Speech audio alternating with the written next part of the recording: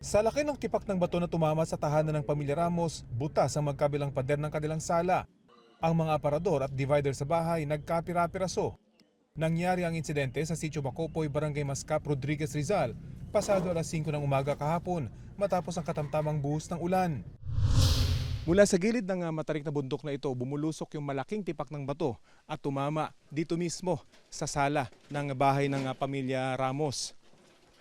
Dito nakahiga yung mga bata, yung dalawang bata, at naitulak pa raw sila ng kanilang ina papunta dito sa gilid kaya hindi sila tinamaan.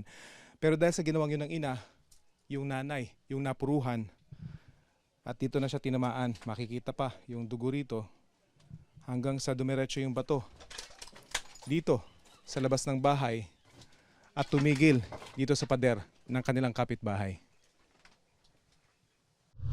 Matindi ang naging tama sa paa at katawan ng ina na kinilalang si Rizel. Isinugod pa raw siya sa ospital pero idineklarang dead on arrival. Ang dalawa naman niyang anak na kanyang iniligtas, nakabalik na sa kanilang lugar matapos gamutin ng kanilang mga sugat. Ayon sa nakaligtas na anak, may narinig na raw ang mga kaanak nila at kapitbahay na tila bumabagsak na bato kaya sinigawan sila. Yung narinig din ni mama na sumisigaw dito, ginilid niya kami dalawa tapos babalikan sila ate. Paglabas niya, nagulungan siya ng bato. So nailigtas muna kayo? Opo. Ang dalawa pang kapatid na babalikan sana ng ina, walang tinamong sugat sa insidente. Ang padre de pamilya, nasa trabaho raw nang mangyari ang insidente.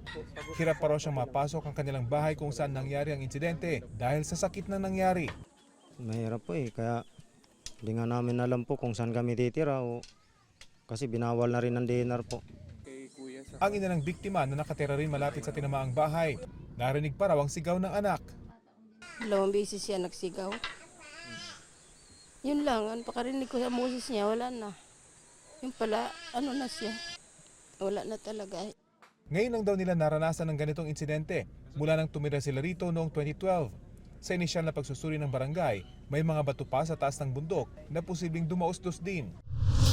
Kita sa drone video ito ang malalaking tipak ng bato sa taas ng bundok. Kaya payo ng mga opisyal ng barangay, mag-evacuate muna ang mga residente habang hindi pa ito nakikita at naa-assess ng DENR. Sa ngayon po, delikado talaga. Kaya sa ganitong oras po, lalo sa gabi, wala po sila dito.